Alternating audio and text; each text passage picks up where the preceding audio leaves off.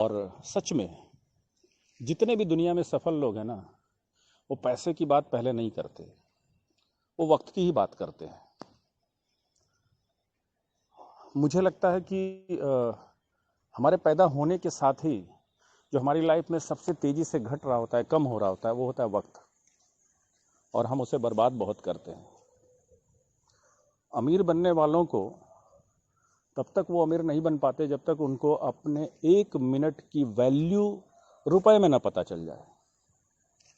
Value रुपए में कितने लोगों को पता है?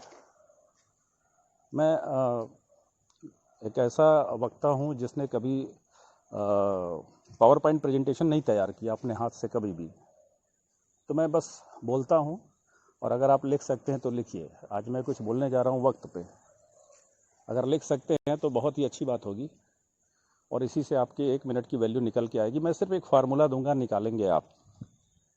कितने लोग हैं जिनको ये बात पता है कि आपके 1 मिनट की वैल्यू रुपए में कितनी होती है? शायद नहीं पता है, क्योंकि हमने कभी सेट ही नहीं किया अपने लाइफ का टारगेट कि हमें कितने पैसे कमाने हैं, और इसीलिए हमारे 1 मिनट की वैल्यू हमें पता नहीं है।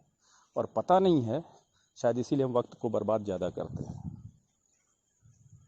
मुझे लगता है कि बर्थडे 14 साल के बाद नहीं मनाना चाहिए। ये खुशियों के लिए नहीं, ये इस बात को एहसास दिलाने के लिए आता है कि आपकी लाइफ का 1 साल और कम हो गया। क्योंकि उसके पहले तक के जितने बच्चे हैं उनको उनके बाल्यपन के चंचलता को, बाल सुलभता को जीने का पूरा अवसर मिलना चाहिए, तो उनको मनाना चाहिए, इसमें कोई दो राय नहीं है। लेकिन बर्थडे ही एक ऐसा सेलिब्रेशन है जो आपको एहसास दिलाता है कि आपके जीवन से 1 साल आज और कम हो गया। तो इसको सफल होकर के मनाएं, आप वक्त की कदर करके मनाएं, तब तो मनाया जाना बड़ा अच्छा है। मुझे लोग बोलते हैं, मैं कहता हूँ ठीक है, बहुत अच्छी बात है, लेकिन मैं हमेशा एक बात का एहसास दिलाता हूँ कि आज मेरी लाइफ का 1 साल और कम हो गया। कितने लोग हैं जो ये बता सकते हैं, जैसे बर्थडे किसका कब हुआ ये सबको पता होता है कि हमारा आज जन्म दिवस है, इस तारीख को है, इस महीने में, इस साल में है। मुझे एक बात और पता है कि सबको अपना डेथ डे भी पता है, डेथ ईयर भी पता है, सबको बताते नहीं है। और मेरे वक्त का फार्मूला इसी से शुरू होता है, आपके डेथ ईयर से। दुनिया में आए हैं, जाना तो पड़ेगा, कड़वा सच है। राम और कृष्ण ने भी जब मानव रूप में जन्म लिया तो जाना तो उनको भी पड़ा, तो जाना हमें आपको भी है। तो आप अगर अपना पेन और डायरी ले चुके हैं तो उसमें लिखिए कि आपको स्वयं क्या लगता है कि आप कितने साल तक जिंदा रहेंगे। स्वयं से पूछिए कितने साल तक जिंदा रहना चाहेंगे, आप तय करिए। 70 साल, 80 साल, 90 साल, 125 साल, जो भी आपको समझ में आए वो आप तय करिए, और जो आप तय करेंगे वही आपका डेथ ईयर है। लिखने के लिए, सच में नहीं, लिखने के लिए। जब आप लिखेंगे तो इससे वक्त की वैल्यू आपको पता चलेगी। मान लेता हूँ मैं अपने बारे में कि मेरी जो एवरेज लाइफ होने वाली है वो 70 साल है, ठीक है, 70 साल। आप सब भी अपना अपना लिख लीजिए, ये बहुत ज़रूरी है। इसी से आपके 1 मिनट की वैल्यू का पता चलेगा। क्योंकि जब आप लिख लेंगे तो आपकी लाइफ में जितना वक्त है ये आपके सामने आ जाएगा, ये आपके सामने पूरी तरीके से आ जाएगा कि 70 साल, 70 गुणा 365 यानी इतने दिन, और अगर इसको हम घंटे में लेना चाहें तो गुणा 24, और मिनट में लेना चाहे तो फिर गुणा 60, यानी हमारे लाइफ में कितने मिनट हैं आपके इस तारीख को, इस ईयर को लिख देने से आपको पता चल जाएगा। इसको लिखना पड़ेगा और मिनट तक ले जाना पड़ेगा। अब आपको लिखना है कि आप अपनी लाइफ में कितना पैसा कमाना चाहते हैं, जो भी आप कमाना चाहें। 100 करोड़, 500 करोड़, 1000 करोड़, 1200 करोड़ या सिर्फ 40 करोड़, जो भी फिगर आप लिखना चाहें, इसको सबसे ऊपर इन दो चीज़ों को लिखना है। जैसे ही आप लिखेंगे तो अब मैं कहूँगा कि अब आप हमें ये बताइए कि हर इंसान पैदा होता है, बच्चा बनता है, युवा बनता है, अधेड़ बनता है, फिर बुजुर्गावस्था में भी जाता है, यानी शरीर उसका साथ छोड़ने लगता है जब वह श्रम के योग्य नहीं रह जाता। मतलब जब आप मेहनत नहीं कर पाते, काम नहीं कर पाते, हाथ पैर आपका साथ नहीं देते, एक गिलास पानी के लिए भी किसी पे आश्रित रहना पड़ता है, वो वक्त आता है। आपकी जो दिनचर्या है, आपका जो स्वास्थ्य है, जो आपकी लाइफ स्टाइल है, उसके हिसाब से आपको क्या लगता है कि आपका शरीर कब काम करने से मना कर देगा? जीवित आप रहेंगे, मैंने डेथ ईयर नहीं पूछ रहा हूँ, कब आपका शरीर आपको काम करने के लिए मना कर देगा? ऑफिशियली गवर्नमेंट 60 साल में रिटायर कर देती है, लेकिन उसके बाद भी बहुत सारे लोग हेल्दी रहते हैं, स्वस्थ रहते हैं, काम करते हैं। लेकिन हर व्यक्ति को अपनी सच्चाई पता होती है, अपने स्वास्थ्य की सच्चाई। तो कब आपका शरीर साथ छोड़ देगा, काम करने से मना कर देगा? आपका ये उम्र 65 साल भी हो सकता है, 62 साल भी हो सकता है, जो भी हो सकता है, लिख लीजिए। जैसे ही आप इसको लिखेंगे, आपको ये पता चल जाएगा कि अब आपके पास पैसे कमाने के लिए वक्त कितना है, क्योंकि आप उसके बाद पैसे नहीं कमा पाएंगे।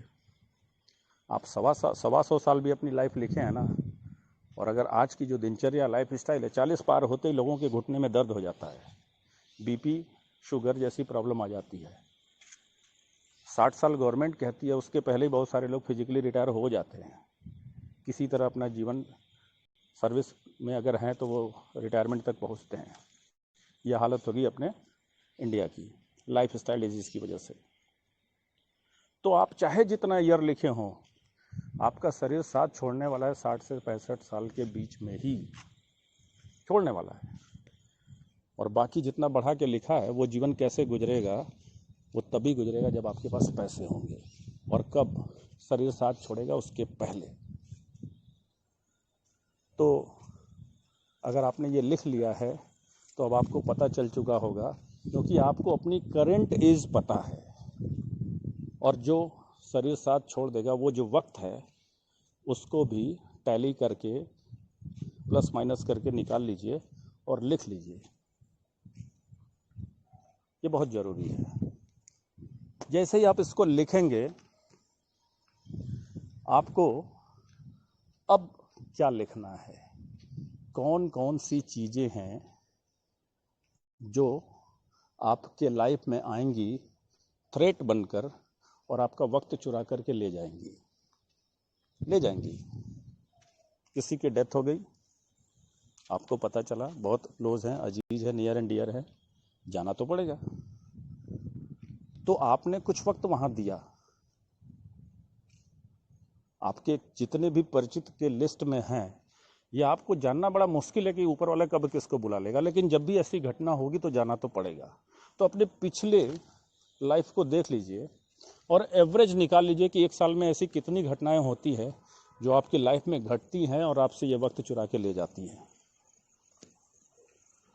आपका अंदाजा कुछ भी हो सकता है, 2 भी हो सकता है, 5 भी हो सकता है, 10 भी हो सकता है। इसे घंटे में लिखिएगा कि कभी ऐसी घटना हो जाती है तो 24 घंटे में से कितने घंटे आपको वहाँ देना पड़ता है। और ये होंगी, ये आपके हाथ में नहीं है, ये चुनौती की तरह है जो आएंगी, इसको आप रोक नहीं सकते। इसी तरीके से शादी विवाह भी पड़ेगा, बर्थडे भी होगा, एनिवर्सरी भी मनाएंगे, और सारी पार्टियां भी। पैसे हम इसलिए थोड़ी कमा रहे हैं कि हम ऐसे सेलिब्रेशन में भी जो है कमाने में ही लगे रहें। वहाँ वक्त तो देंगे, लेकिन ये वक्त भी आपके लाइफ से वक्त चुरा करके ले जाएगा।